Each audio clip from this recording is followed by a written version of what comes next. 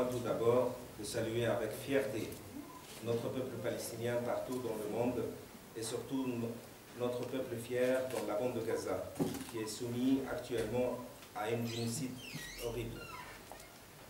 Je parle ici d'un grand peuple qui résiste pour obtenir sa liberté et son indépendance. Permettez-moi également de saluer les martyrs de notre peuple, nos prisonniers qui tiennent bon face à leurs bourreaux, nos blessés et notre peuple dans les pays de refuge qui attendent la réalisation de leurs droits au retour.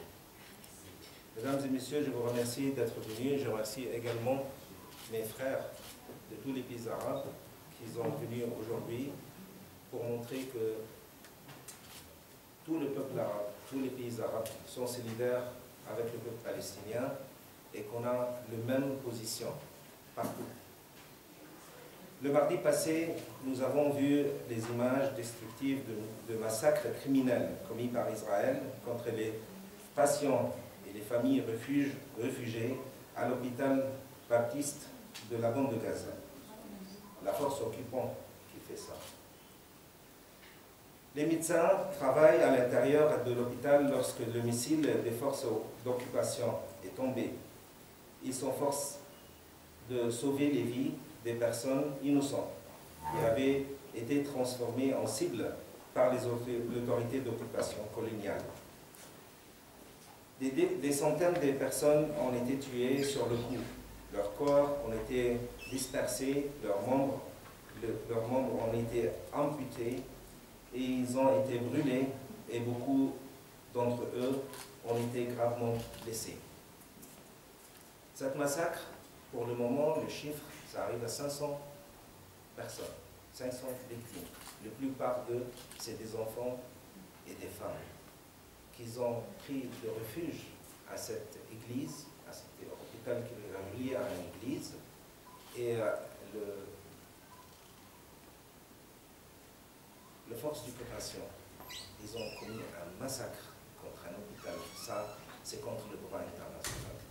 Ça, c'est interdit par toutes les lois religieuses, humaines et morales. Il s'agit d'un acte extrêmement cruel et criminel qui a ciblé des enfants et des femmes. Israël connaît l'emplacement de cet hôpital et sait qu'il abrite des centaines de civils déplacés et des personnes blessées. Cela ne fait aucun doute parce qu'Israël avait délibérément bombardé l'hôpital la veille, avertissant les médecins que le bombardement n'était qu'un avertissement. Ça veut dire que les Israéliens, ils ont bombardé avant 2 jours cet hôpital, autour de cet hôpital, et ils ont appelé le directeur de cet hôpital pour dire qu'on a bombardé, ça c'est un avertissement, et il faut évacuer l'hôpital. Évacuer pour aller où les enfants qui sont dans une situation grave, les blessés, comment vous pouvez évacuer tout un hôpital? Chers amis, les Israéliens savent très bien ce qu'ils font. Ils ne font pas quelque chose qu'ils ne connaissent pas. Ils le font précisément pour faire plus de morts, plus de victimes civiles contre notre peuple.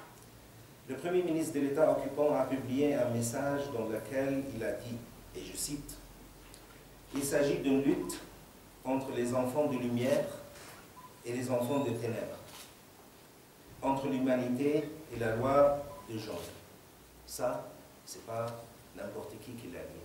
Ça, c'est les responsables premiers de tous ces crimes. C'est le criminel de guerre, Benjamin Netanyahu. Fin de citation. Dans le même temps, le ministre fasciste israélien de la Sécurité nationale a déclaré, et je cite ici, « La seule chose nécessaire pour entrer à Gaza, ce sont des milliers de tonnes d'explosifs provenant de l'armée de l'air et par un seul once humanitaire. » Ça veut dire ils ont assiégé Gaza, pas seulement pendant 16 ans, mais pendant cette guerre. Ils ont privé le peuple qui vit à Gaza de l'électricité, de l'eau, de l'essence, les médicaments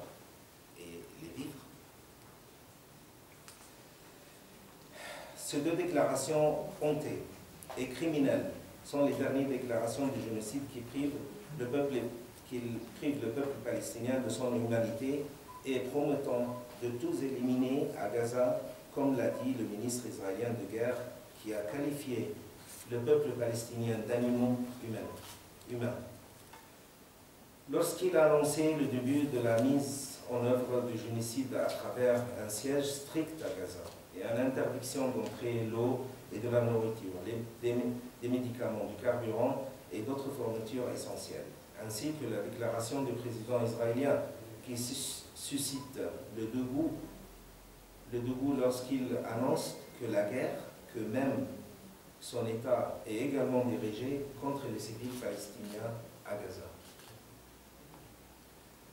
Tous ceux qui ont donné carte blanche, et ça c'est très important, tous ceux qui ont donné carte blanche à Israël pour mener cette guerre meurtrière, lui ont fourni des armes et ont même envoyé des renforts militaires pour le soutenir dans la perpétration de ce crime sont de connivence avec ce crime.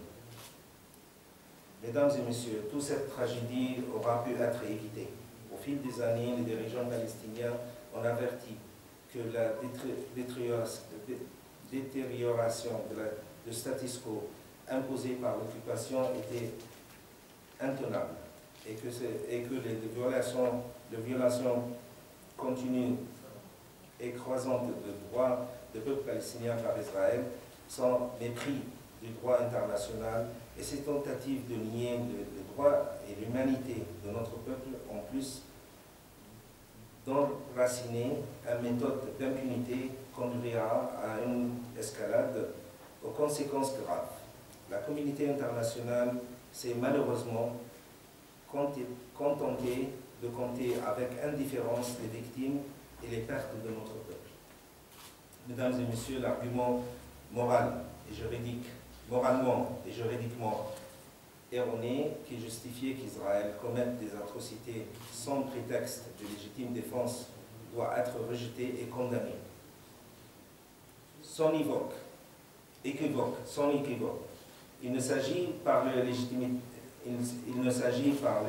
défense et quiconque, comme les crimes d'agression en cours en occupant la terre d'autrui n'a aucun droit de le revendiquer.